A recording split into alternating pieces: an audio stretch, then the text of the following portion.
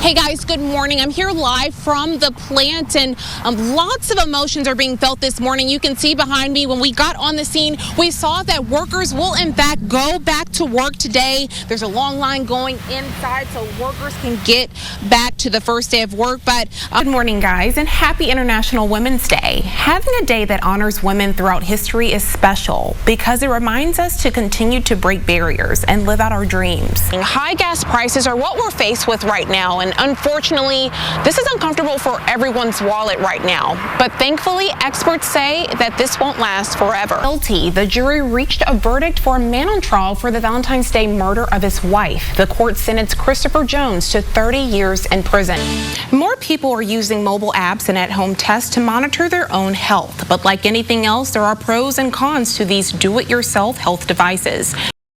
Poll-workers are in for a busy day today as people trickle into the polls to cast last-minute votes for Election Day. For the majority of our local counties, county clerks have not seen anything out of the ordinary, but it could be too soon to tell. Guys, it'll be interesting to see just how voters pick candidates come May and November. And in fact, Dr. James Nelson here at Lamar University tells me that we can even expect a larger voter turnout. Hello, you guys. Good morning. I'm here outside of the Redbud Festival, and as you can see, I'm living out all of my childhood dreams on the carousel. But coming up, we will tell you just how they're celebrating their 50th and all they have to offer here at the festival. We will tell you more details coming up. Stick around. What's going on behind me? I guess you guys will have to stay tuned to find out. I'll be doing something I never thought I would ever do in life.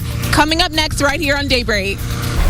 High school senior Maria Ortiz was on a lunch break here at the La Vaquita Meat Market in Port Arthur when the unthinkable happened. Two teens were shot right here in this parking lot. The high school senior takes nursing classes at Port Arthur Memorial, and Ortiz says thanks to her training, she was able to help a Thomas Jefferson Middle School student who was shot. I never thought I would experience, especially at work, I would never see me doing that at work and using my skills that I learned in school. Ortiz said she was on break February 10th when she heard the gunshots and chaos. Her manager then told her they needed to call an ambulance, but she went to help. The high school senior said she was scared, but knew she had to stop the bleeding. Once I grabbed the safety box and everything, I put it on first, and I applied pressure, and I told the kid, I talked to him, I was like, this is gonna hurt, and count to 3, I'm apply pressure, and I'm sorry, it's really gonna hurt, but I needed to stop the blood. Amid a nationwide shortage of nurses, Ortiz says that it's more important now than ever for students like her to go into the medical field. Pastor Demo Moffitt is the pastor here at the Orange Church of God Embassy of Grace, but he's not just focusing on growing this congregation. He's also working to bridge the gap here in Southeast Texas. There are those who Pastor Demo has a simple vision for his church, a real church for real people. He became the pastor of this church in 2010, and for the last 12 years, he's been devoted to one thing. We're about serving. We're not concerned so much with a theatric. Thank you. And so what God had in store for this location was predestined before I was even born. So it's about what God intended for this particular location that makes it very valuable and important to the community. Community outreach is important to Pastor Demo, and Orange Church of God Embassy of Grace has been a source of support for the community.